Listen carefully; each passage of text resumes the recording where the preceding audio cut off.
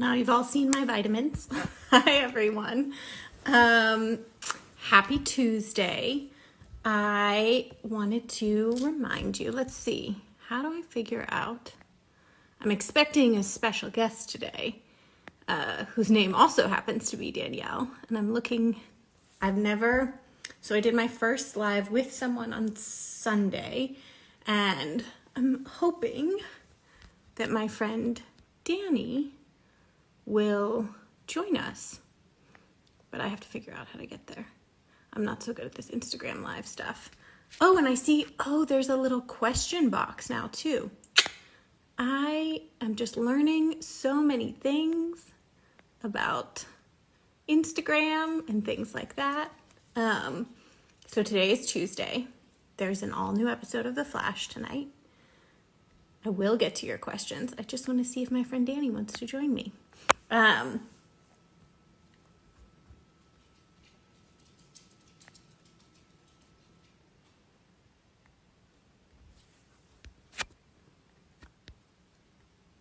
trying to type her name in. I'm not so good at this, guys. I wish someone was here to help me. So tonight there's a new episode of The Flash. It's episode 17. I hope you guys tune in. It was directed by Jeff. I think his last name is Bird, and he was fantastic. Boy, it keeps switching. Sorry, you guys have to keep looking at my vitamins.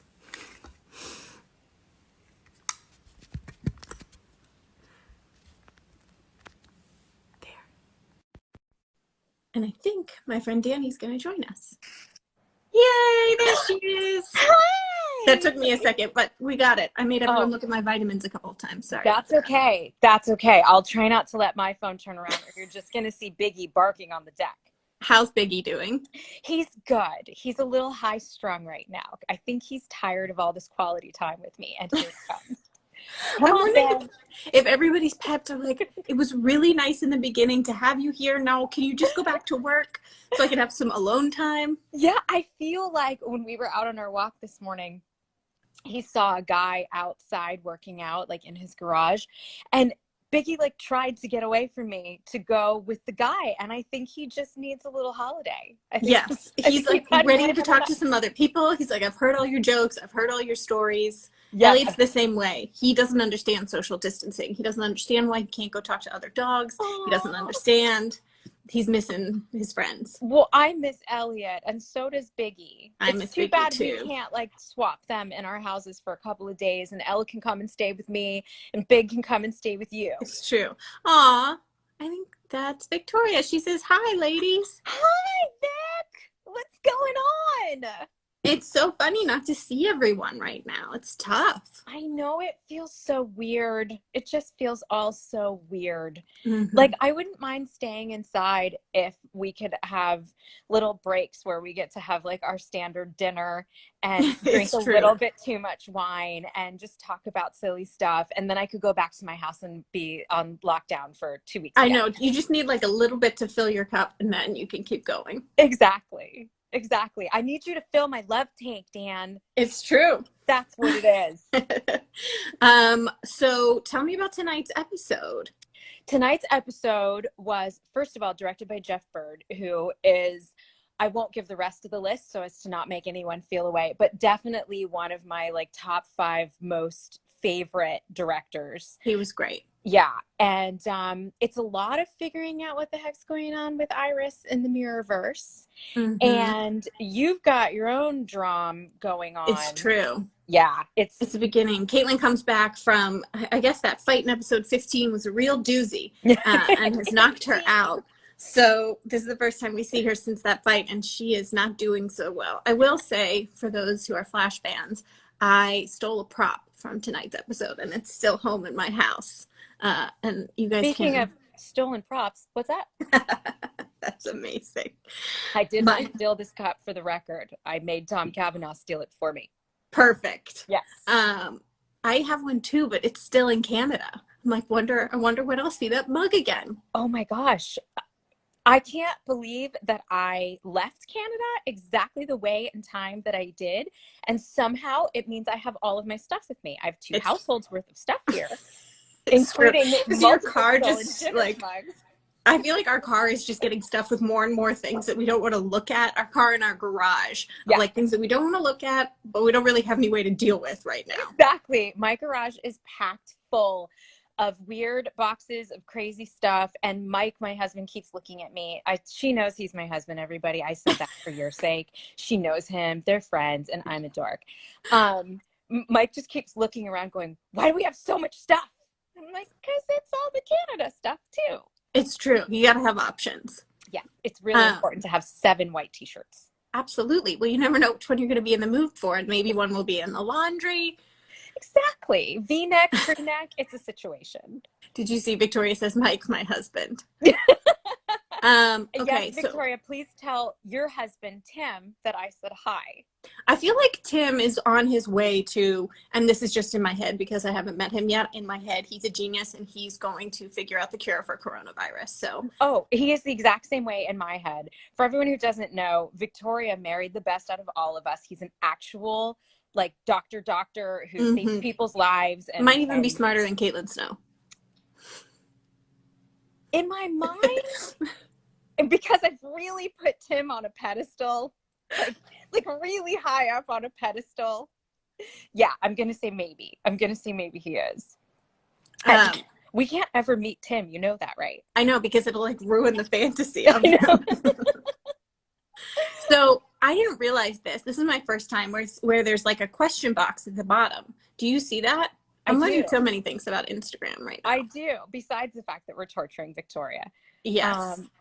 Is there any question out there that's popping up for you that you want to answer? Favorite song? I don't know if I have a favorite song. Like all-time favorite song or current, like the song you can't stop listening to right now? Whichever one you prefer. The song I can't stop listening to right now is a song called Cherry by Harry Styles. Oh, I know who Harry Styles is. I don't know that song. I've discovered him recently because, you know, I'm slightly out of the age bracket for like people who have known him for a while. But I'm obsessed with him and he's super cool. And he has one of my favorite artists, Jenny Lewis, opening for him on his, I guess, upcoming tour, which is how I found out about him. And yeah, I'm slightly obsessed right now. The song Cherry, it's like on a loop in my head. I'll have to look for it. Yeah. I feel like I talk to Alexa a lot these days and I just tell her what to play. I know, it's so great because you can be like, I won't say it right now because she'll start going, but you can be like, play like dinner party music. And she'll be like, okay. And then you hear all this stuff you didn't expect. Okay. Someone says, how are you guys coping with COVID-19? You first. Jeez. I mean, it's definitely been a challenge. It's a surprise. I think, you know, I'm, as Danny knows, a planner and very type A, and I like to, you know what's coming in the future, and I didn't expect this at all. So it's definitely been really uncertain and at times challenging. You know, I just had a baby, so it's very hard that like my friends and family can't come meet him because we're social distancing. So we, you know, that's been a challenge for sure. But we're all lucky and healthy and happy and safe. So that's been really nice. How are you handling?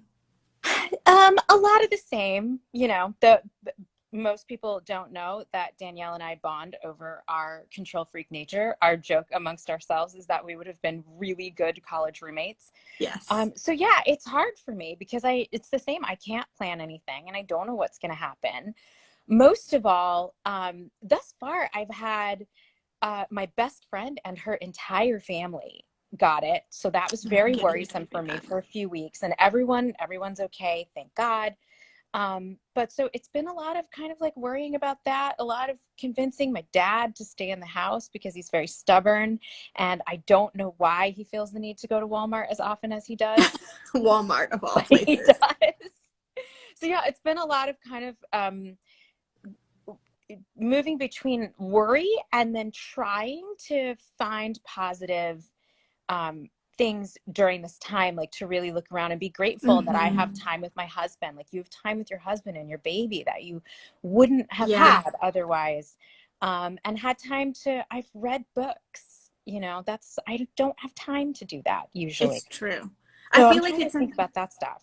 it's a balance between, you know, sort of being sad and grieving the things that like we've lost, but also trying to find the silver linings. Like, again, for me, being able to stay home and just focus on being home right now and, you know, trying to get as much sleep as possible and recover and sorts of things like that.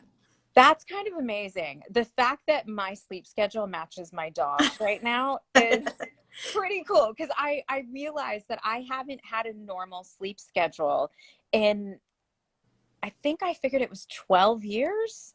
Dang.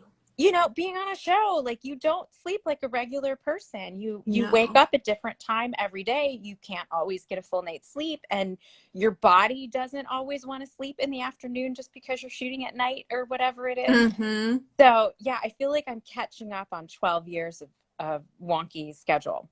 The same thing I said a little bit in reverse. I was like, well, all these night shoots have trained me for being up all night with the baby. Isn't that true? Oh my gosh. You just sleep when you can. You're used to it. Oh my God. Look how much my edges are growing out. That's insane. I mean, I keep joking. I'm trying to be Rapunzel and let my hair grow as long as I can. I haven't gotten a haircut since January, probably. Oh my gosh, I was meant to get one right before work shut down too. That day I was supposed to go into work early to get my hair trimmed. Wasn't meant to be. Kind of doing weird things on its own. Okay, let's see. Oops, how do I get more questions?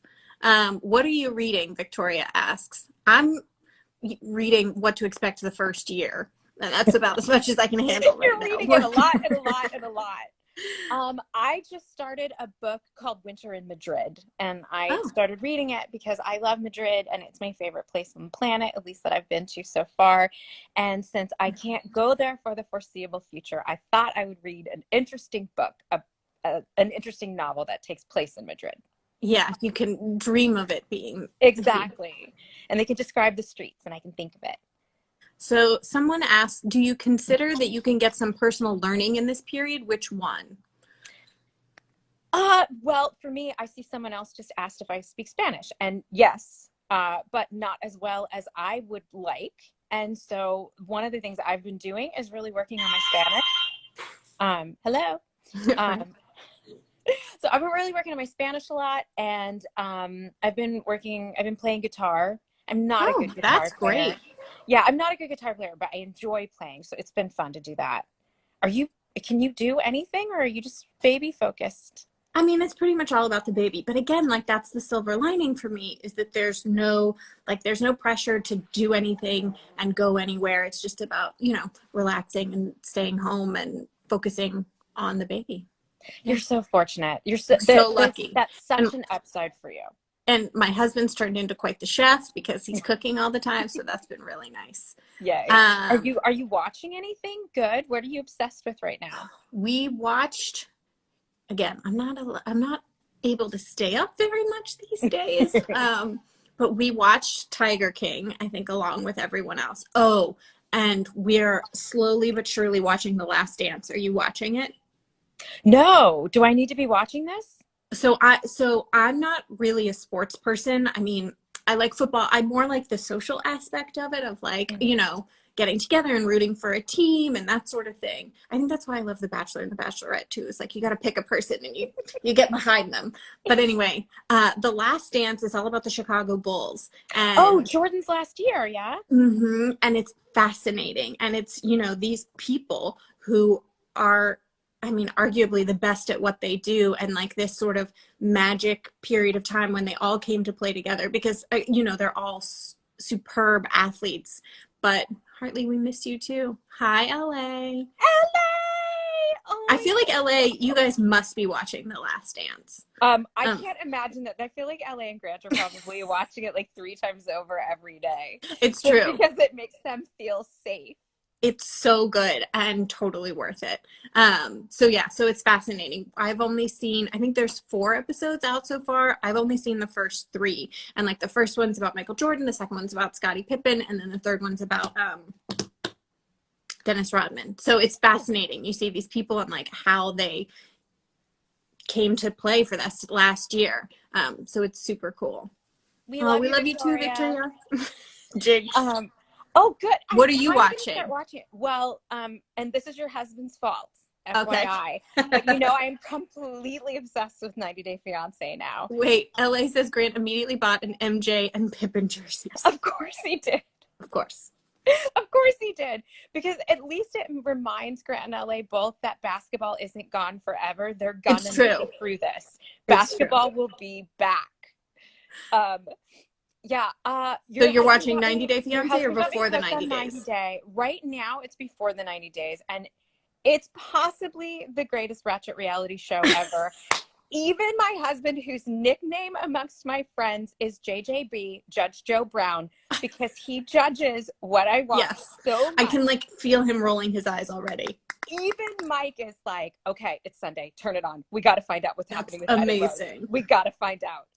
So I've been doing a lot of that. And I've been watching a lot of old movies, which, you know, I love. Yeah. And again, trying to find sort of like the positive in everything. I rarely get an opportunity to like sit down and rewatch Casablanca or rewatch Sabrina, you know, and remind myself why I love old movies so much. I've been doing a lot of that.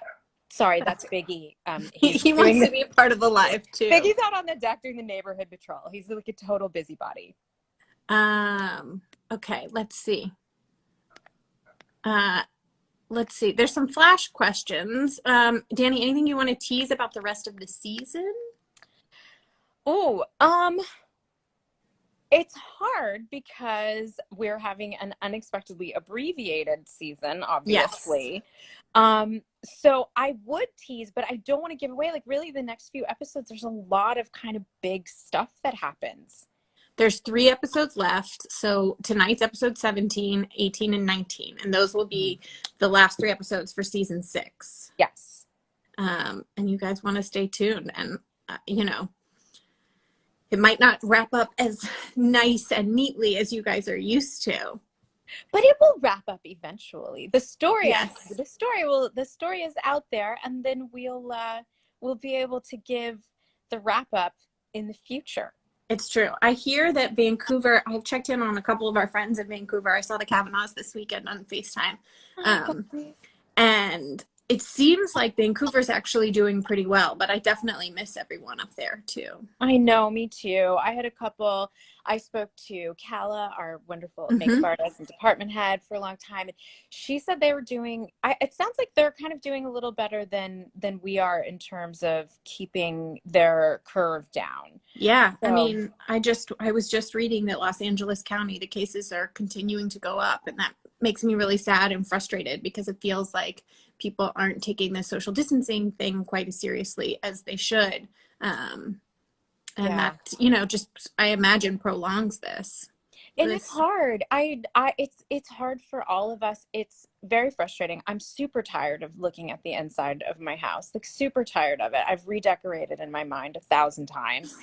But every time I think that I want to, you know, be rebellious or do something I'm not supposed to do, I think about my dad and I think about what would happen to him. My dad has 2 different forms of cancer. And I think, you know, what would happen if someone like me just got frustrated and decided to go out and they were an asymptomatic carrier and they were even polite and said hi to my dad and shook his hand or touched something at the grocery store that he did, and what would happen. And I think about that, and then I sit my butt back down. Yeah, it's true. I open my book or pick up my guitar, turn on the TV, and remind myself it's temporary. And, you know, I talk a lot about like mental health and self-care and things like that. And it's like finding the ways to take care of yourself in this difficult time, like acknowledging that it's challenging and that's okay. And, you know, reaching out to the people you can and people who help you feel better. And having honest conversations too, not just everything is great. Like, no, this is challenging at times. Yeah. I have to say one of the upsides of this for me has been connecting with friends in some ways more than I usually do. You have more time for it. And more authentically sometimes, because we all are kind of in every little funny way, even if it's like noticing that a girlfriend maybe said something where she seems a little down on social media, or, you know, hearing from another friend that they talked to that friend and they had a rough day. And I feel like we're all being more open about having a rough day and much more effusive with our love and reaching out to one another and sharing that, like, yeah, you know what, Monday was a really big anxiety day for me, and talking about it, and then being able to move on from it and be there for that same friend when they have a bad Thursday. Yeah, it's true. And I saw you've posted about a couple foundations that you work with that you really like, in terms of like how people can give back. Can you remind us of what they are? One of them's Covenant House, right? For me, Covenant House is it's an organization that I love, and I do everything in my power to support, and I try to mentor some of the young people that are there. Basically, Covenant House is this amazing organization that's all over the country. It's also in Canada and Mexico, and they help young people get off the streets, and they don't just help them once. They have housing facilities, job training, therapy, everything that you can imagine. The circumstances that exist for a young person to end up on the street, they address all of the issues that landed them there, and what happened to them while they were there, and help them get out into the world and be successful. And they have an incredible, like 85% success rate. So I'm a huge fan of them, and I try to support whenever I can. And then the other thing for me, it's the Los Angeles Regional Food Bank. Oh yeah. I have a rule with myself that whatever city I'm in, whatever city I'm working in, which sometimes is a lot of different cities, I find the nearest food bank and I donate to them, because I want to create kind of a circle of gratitude for wherever I'm at, that that city's being kind enough to me, and I'm going to be kind to that city by supporting. And food insecurity is a really, really, really big issue in this country.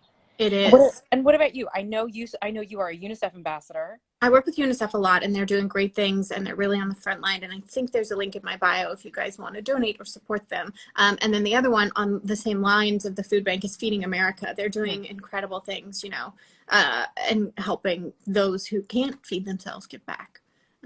I feel like especially now, and I want to say too, I acknowledge that so many people are struggling financially. It's really tough. And as somebody who it's scary too. Yeah. And as somebody who grew up in a kind of unstable situation, that knows what it's like to worry about money, it's so important, if you have it, to give generously. And when you are in a family that is food insecure, there's nothing more sort of spiritually unsettling as not knowing where you're going to get the food to feed yourself and your kids. And that one basic thing, it can change a child's experience in their family, of just knowing they can get up in the morning, open their refrigerator, and have it be stocked. And so if you have it to give, it's so important to do it. And if you don't have it, it's so important to be willing to reach out and ask for help. There's so many wonderful organizations, especially now, that you can go to. And Feeding America is one of them. They are huge, and they're doing everything that they can to get food insecurity handled during this crisis. Absolutely. And there's no shame if you and your family need to reach out to them for help too. If you're not in a position to give and you need help, like, they can help you out. None. And if it helps anybody to hear it, listen, my family had to deal with it when I was a kid. It was a huge aspect of my childhood to deal with concerns about finances and food. And it's one of the main reasons why I'm so open and vocal about it now, because no one should feel shame about stating their needs, because you'd be amazed at how willing people are to help you out. Absolutely. All right, let's see if there's any more questions that anyone has. And just a reminder, it's an all-new episode of The Flash tonight. And if you miss it tonight, you can stream it on the app tomorrow. Yes. You're so good at that, Annie. Or Danny. As I read Annie. So somebody asked about, have you started working on season 7? So no. So like we were saying earlier, season 6 is going to end a little bit early because of the virus, and we have not started work on season 7. We're waiting for it to be safe again, you know. And who, you know, there's no real answer on when that'll be. But I guess on the positive front, we can say there will be a season 7. Yes, there will be a season 7. So there's no question about that, which makes us very happy. So yes, you know, at some point we will all be able to see each other again. Yes. And hopefully at some point we will be able to give each other a hug again. Oh my gosh, I can't wait to get a hug. Well, I think we covered it. Is there anything we missed? No. No, I mean, I'm hugging.